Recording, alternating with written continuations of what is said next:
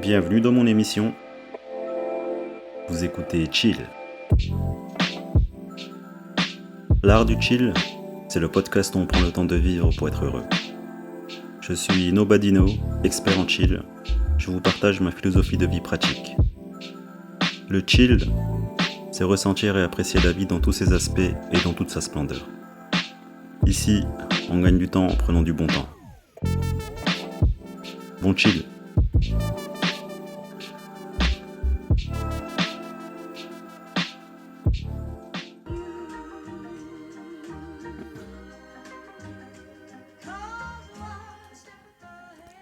Ah, ça fait du bien d'écouter un peu de son comme ça. C'est très chill. Aretha Franklin. Bon, je vais baisser un peu parce que sinon l'épisode peut être striké, bloqué à cause des droits d'auteur. En tout cas, bienvenue dans ce nouvel épisode. Ambiance pluvieuse, il fait tout gris. Mais moi j'adore ce temps. Au même titre que l'été, l'automne, le printemps. Le chill, en fait, c'est la capacité de s'adapter à toutes les saisons. Et comme je l'ai dit, dans chaque saison, il y a toujours du positif. Il n'y a que du positif en vrai. Mais en tout cas, c'est cool.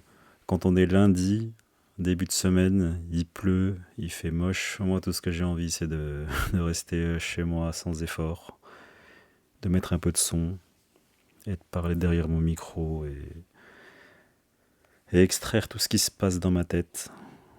C'est cool.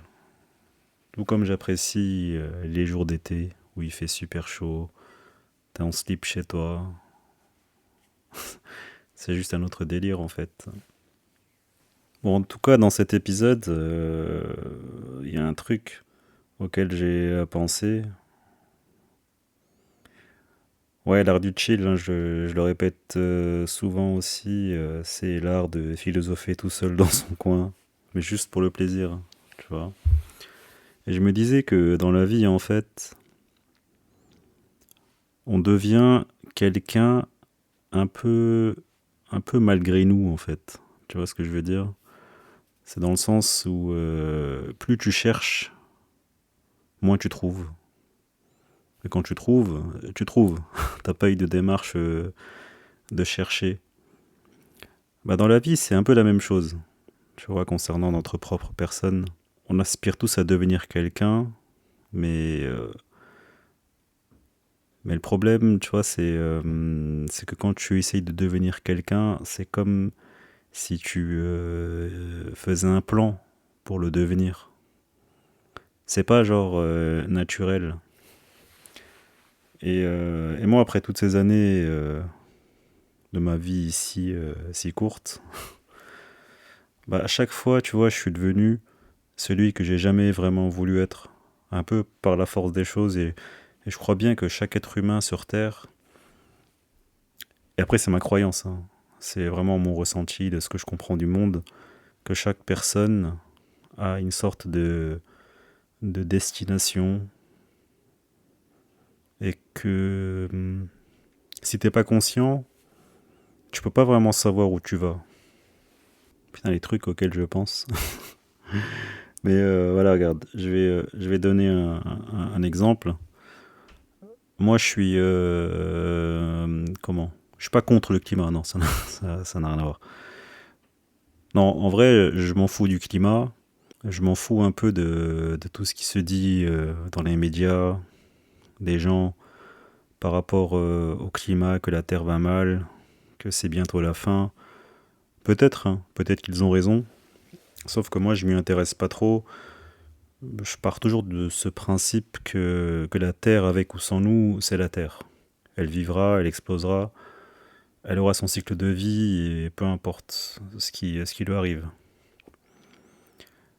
Et le truc, c'est que moi, je suis très respectueux de l'environnement, je pollue pas, je ramasse toujours ce que je jette. Voilà, je suis vraiment un citoyen modèle. J'essaye de faire le jeu du tri, le tri sélectif et tout, mais ça s'arrête là, tu vois. Parce que j'ai aucune conviction liées au climat ou quoi que ce soit d'autre. Je pense même que je suis quelqu'un qui n'a pas trop de conviction en vérité et que je préfère faire les choses de moi-même et avec plaisir, car c'est ce qui change la donne. Bah, tu vois, malgré le fait que je m'en fous du climat, bah, malgré moi, je suis quelqu'un de hyper écolo, voire même très écolo. Mais le truc, c'est que je le fais pas pour des raisons climatiques ou pour l'environnement. Je m'en tape. Un exemple très simple, je me déplace principalement que à vélo. J'ai pas de voiture, j'ai pas de scooter, j'ai juste mon vélo. Et j'ai une carte de métro, mais je prends rarement le métro aussi, même si je me tape des distances parfois de 40 km pour aller d'un point A à un point B, ça me dérange pas. Pourquoi? Parce que j'ai toujours le plaisir de faire du vélo. J'ai appris à faire du vélo très très très très très très très jeune et ça m'a jamais vraiment quitté. J'ai toujours adoré faire du vélo. Et tu vois, au niveau des transports, bah, malgré moi, je suis écolo parce que j'ai le plaisir de faire du vélo. Un autre exemple, je prends que des douches froides. Pourquoi je prends des douches froides? C'est pour la même raison que le vélo. Parce que j'ai appris à aimer ça en fait. Un jour, j'ai vu à la télé un mec euh, qui, euh, qui parlait des bienfaits de prendre des douches froides et je sais pas pourquoi ça a tilté en moi. Et maintenant, ça va faire plus de 2 ans que je fais que des douches froides. Et j'arrive même plus parfois à prendre des douches chaudes tellement mon corps s'est habitué aux douches froides. Il m'arrive de faire des douches chaudes, c'est vrai, quand on est en hiver et que je viens de faire du vélo et je me dis, allez, une petite douche chaude, mais c'est hyper, hyper rare. Juste par le fait que je prenne des douches froides, voilà, j'en deviens aussi écolo malgré moi. Et pourquoi? Parce que j'ai ce plaisir en fait de faire des douches froides. Comme le vélo, il y a aucune raison en fait liée à l'environnement qui me pousse à prendre des douches froides. Et c'est vrai, quand on prend des douches froides, on fait des économies d'énergie. Parce qu'il faut savoir que l'eau chaude, c'est artificiel dans les villes. Et rien que le fait de prendre des douches froides, j'imagine qu'on peut faire baisser sa facture d'électricité de beaucoup. Et moi, comme j'ai plaisir à prendre des douches froides, parce que vraiment, je trouve que c'est meilleur que le café le matin, ça réveille, ça fait une sorte de choc thermique dans le corps et dans l'esprit. Et je sais pas, je me sens réveillé, je me sens hyper lucide. Et parallèlement, je me sens hyper détendu, hyper relax. Parce que j'inflige à mon corps tous les jours ce choc qui permet en fait de bousculer l'esprit. Et rien que pour ça, pour le bien-être que ça procure, j'ai vraiment dit adieu aux douches chaudes, quoi. Autre exemple aussi, je mange très très peu de viande. Et là, encore une fois, c'est pas du tout lié à la condition des animaux. Parce que pour moi, des animaux, ce sont des animaux. Bien que ce soit des êtres vivants, voilà, je m'en fous un peu de leur sort. Ça m'impacte pas réellement dans ma vie. Mais j'en mange pas beaucoup. Mais c'est pas pour leur raison d'être. C'est juste parce que ça me fait chier d'acheter de la viande parce que c'est cher et que j'ai la flemme de le cuisiner. Du coup, je mange très peu de viande. Mais là, c'est vraiment par flemme. Et, euh, et j'éprouve pas forcément le besoin d'en manger. Je mange à peu près ce que j'aime. Mais la viande, ouais, c'est surtout pour le goût en fait. Et puis la flemme aussi de le cuisiner parce que après ça va sentir mauvais chez moi, l'huile et tout. Donc c'est ouais, en fait c'est vraiment par flemme. Et par cette flemme, bah voilà, je consomme très peu de viande. Et par exemple aussi pour les vêtements, là tout comme la viande, j'ai pas beaucoup de vêtements, j'ai juste des vêtements que je considère de qualité, qui je sais vont me durer, et des vêtements que j'aime vraiment, que j'aime porter. Et j'en ai pas beaucoup dans le sens où j'ai la flemme aussi de choisir ce que je vais mettre. Moi, je m'habille super simple, beaucoup sportwear, parce que je privilégie le confort du vêtement à la beauté. Mais ça veut pas dire que j'allie pas les deux. Évidemment, si je choisis un vêtement qui est confort, j'aime qu'il soit visuellement beau à mon goût. Et c'est pas incompatible. Et moi, je considère que c'est pas une nécessité d'en avoir beaucoup, juste ce qu'il faut pour les activités, pour les différentes saisons, et puis, et puis voilà.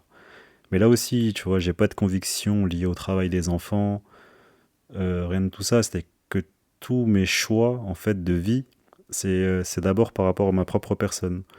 Ce que j'aime et ce que j'aime pas. Et les vêtements, ça en fait partie. Parce que les vêtements, c'est vrai que ce qui ressort le plus, c'est quand on parle du travail des enfants. Parce que c'est vrai que nous, en Occident, on a pour habitude de consommer énormément de vêtements et que la plupart de ces vêtements peu chers viennent souvent de l'autre bout du monde. Et on est là ensuite à être comment estomaqué par la condition de travail des enfants. Et pour moi, c'est juste du bon sens, en fait, d'avoir ce qu'il faut pour s'habiller et pas forcément toujours changer de vêtements selon les saisons et de garder le plus possible ce qu'on possède. Ben, c'est un bon sens. Sinon, comme tout le monde, on souffre en fait d'un manque qu'on a envie de combler, lié à un traumatisme, lié à des blessures d'enfance. Mais ça peut aller loin en vrai, hein, quand on étudie notre comportement autodestructeur, dont on a besoin, bien évidemment, pour comprendre. Mais ça peut aller loin. Si on essaie de comprendre d'où viennent nos pulsions, d'où viennent nos envies de consommer, ce vide qu'on n'a pas envie de sentir, donc qu'on essaie de combler par tous les moyens possibles. Et les vêtements, oui. Voilà, je ne suis pas un gros consommateur. J'ai ce qu'il me faut pour m'habiller et ça s'arrête là. Et là aussi, malgré moi, ben, je deviens une personne écolo parce que je consomme pas trop de vêtements en fait. Il y a plein de petits trucs que je fais comme ça, c'est vraiment inconscient. C'est pas dans l'optique de devenir écolo, c'est pas dans l'optique d'être un protecteur de la planète, de l'environnement et d'aller faire la morale aux gens qui le font pas. C'est du bon sens, tu vois, même quand je fais la vaisselle, je le fais avec de l'eau froide. Parce que je sais pas pourquoi mettre de l'eau chaude en fait. C'est la même chose. Et puis on me dit que ça nettoie mieux. Mais ça nettoie mieux quoi en fait? Et est-ce que tu vois la différence? Moi, la seule différence que je vois, c'est que tu vas consommer de l'eau chaude pour faire la vaisselle. J'ai pas de télévision aussi, j'ai pas de console parce que j'aime pas trop en fait ça m'intéresse vraiment pas, c'est pas du tout mon monde. J'ai pas de box internet, j'utilise le partage de connexion internet de mon forfait mobile avec mon ordi. Et si j'ai besoin, ben, je me déplace chez un pote et je fume sa connexion internet si jamais j'ai des besoin de télécharger des trucs. Mais il y a toujours une solution en fait. Il y a un autre aspect de ma vie que je fais sans vraiment le savoir, c'est que je médite. En fait, je trouve que ma vie est très méditative. Et le truc, c'est que j'aspire pas du tout à méditer. Moi, j'aime pas du tout méditer parce que il faut rester là. Et après, peut-être que je suis influencé par l'image que je peux avoir de la méditation, genre en position lotus, ne pas bouger, fermer les yeux, respirer. Et c'est là que j'ai compris que, en fait, ce type de méditation, c'est qu'un type de méditation. Moi, je considère que ma propre vie, elle est très méditative, dans le sens où je suis arrivé à un point où la plupart des choses que je fais, c'est par plaisir. Et quand tu fais des choses par plaisir, tu ressens un bonheur immense, incroyable, qui est en toi. Et ça, en fait, ça fait que ton esprit, ton corps, en fait, est en méditation. C'est un truc de fou. En fait, quand tu es dans une vibe, c'est dans un flow où tu sens que t'es aligné, que tu fais vraiment ce que tu aimes, mais vraiment, ça, ça rend ta vie méditative, en fait. Et moi, comme j'aime ma vie, j'aime ma façon de vivre, qui m'est propre, celle que j'ai choisie indirectement, parce que jamais j'aurais cru avoir cette vie, en fait. Tu vois, il y a 4 ans, 5 ans, jamais j'aurais cru que ma vie, que ma situation se retournerait et que je serais là en train de la partager. Et en fait, j'aime cette vie. Et quand tu aimes ta propre vie, bah, c'est là que tu ressens cet amour profond et que tu sens qu'en fait, c'est une sorte de méditation, la vie, quand tu te sens aligné, tu vois. Bon, c'est hyper bateau, on dirait de la spiritualité New Age, mais moi, c'est ce que je ressens, c'est ce que je vis. C'est que j'ai l'impression que ma vie, elle est très méditative, en fait. Que j'ai. Que grâce à cette paix intérieure, que toute situation me paraît calme tout en vivant à fond mes émotions. Et pour en revenir, ouais, à ces différentes idéaux qu'on a, enfin de ces rêves que la société nous met dans la tête, ou nos parents, notre famille depuis qu'on est venu au monde. Tu vois, comme tout le monde, moi je pensais que le modèle c'était de se marier, avoir des enfants, et puis situation stable, pardon, tu ramènes l'oseille, et puis voilà, que c'était ça la vie. Et aujourd'hui, toutes ces idées, je les ai rejetées, mais je les ai comprises aussi. J'ai compris d'où venaient ces idées, pourquoi je voulais ce type de vie, mais en fait, j'étais genre inconscient. Aujourd'hui, je mène une vie, mais qui a l'opposé, en fait, de ce dont à quoi je rêvais. Et que ces rêves, c'était pas les miens. Mais quand même, c'est comme si la vie, je sais pas, elle savait où t'emmener, qu'on a bien une sorte de, de mission, tu vois, et qu'on a tous une sorte de destin, un truc caché, c'est un truc de fou. Et c'est vrai, moi je le répète souvent, c'est que, ouais, est-ce que la vie, en fait, elle sait où elle va? Il suffit d'observer la nature, tu comprends vite que tout est un peu prédéterminé, tu vois. En tout cas, toutes les choses que j'ai racontées sur mes propres exemples, voilà, c'est vraiment pour dire qu'on devient quelqu'un. On devient quelqu'un ouais, attends. On devient quelqu'un en étant n'importe qui. En fait, plus tu es n'importe qui, et plus tu as des chances de devenir quelqu'un. Voilà. C'est un peu comme la phrase de Rémi Gaillard, là, le youtubeur qui, avec son ballon de foot, il te faisait des coups francs dingo. Et lui, c'était quoi sa phrase? C'était: c'est en faisant n'importe quoi qu'on devient n'importe qui. Et moi, je trouve que quand on devient n'importe qui dans sa vie, c'est là qu'on devient quelqu'un. Et dans n'importe qui, c'est genre devenir n'importe qui, c'est un peu toutes les étapes dans la vie. À un moment, tu deviens un enfant quelconque, un adolescent quelconque, un adulte quelconque. Une personne qui essaye beaucoup de choses. Une personne qui se met dans le costume de plusieurs personnages différents. Celui qui est jaloux, celui qui est en colère, celui qui a envie de réaliser ses projets, celui qui rêve de ci, rêve de ça, celui qui... En fait, plus tu expérimentes la vie, plus tu portes des costumes différents. Et je parle pas seulement de métier, mais je te parle aussi de personnalité. Parce qu'il faut comprendre, c'est que là, à l'instant T, on est toujours différent de la personne qu'on était hier, avant-hier, il y a 2 ans, il y a 3 ans, il y a 10 ans. Et c'est dans ce sens métaphorique et philosophique que je dis qu'on est vraiment n'importe qui à chaque étape de notre vie.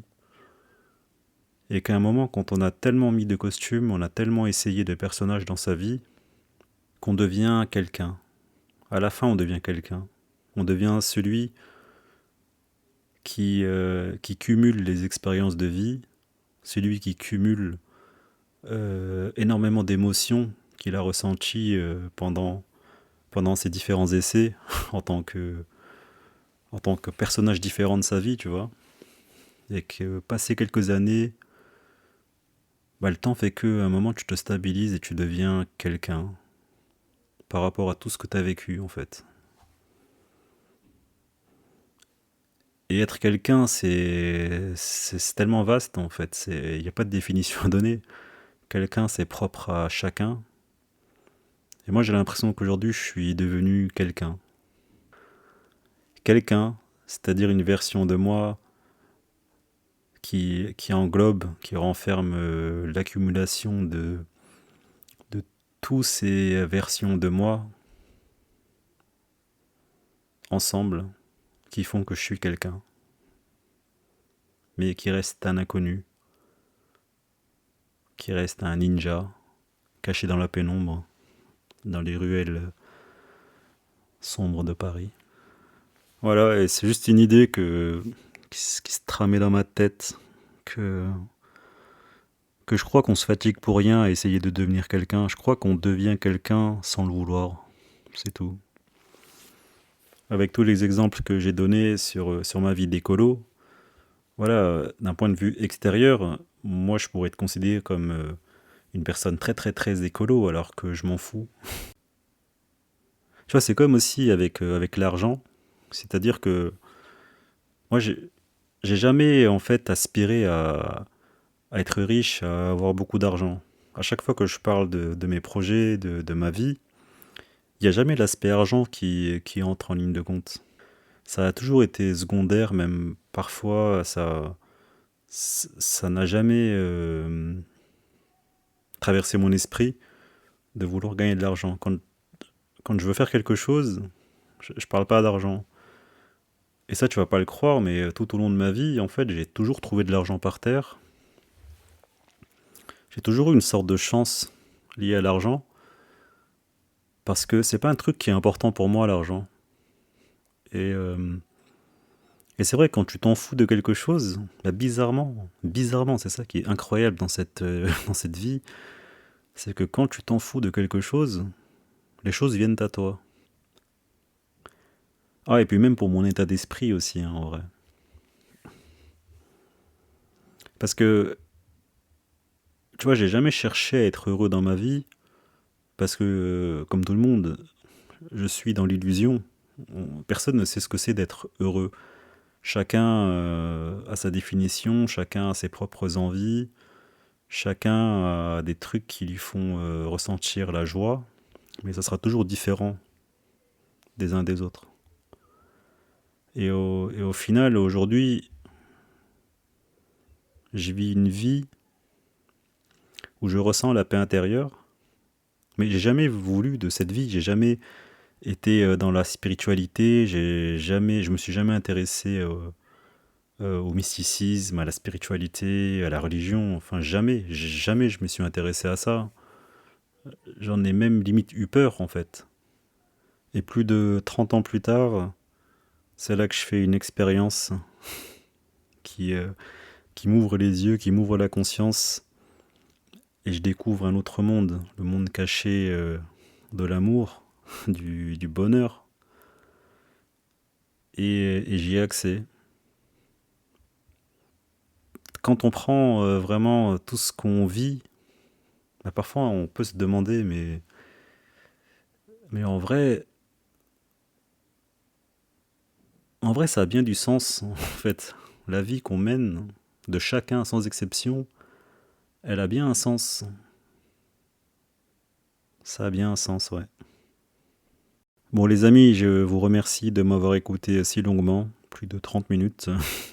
En tout cas, c'était cool. Prenez soin de vous, prenez le temps de vivre, chillez bien, et puis je vous dis à la prochaine pour un nouvel épisode. Allez, ciao.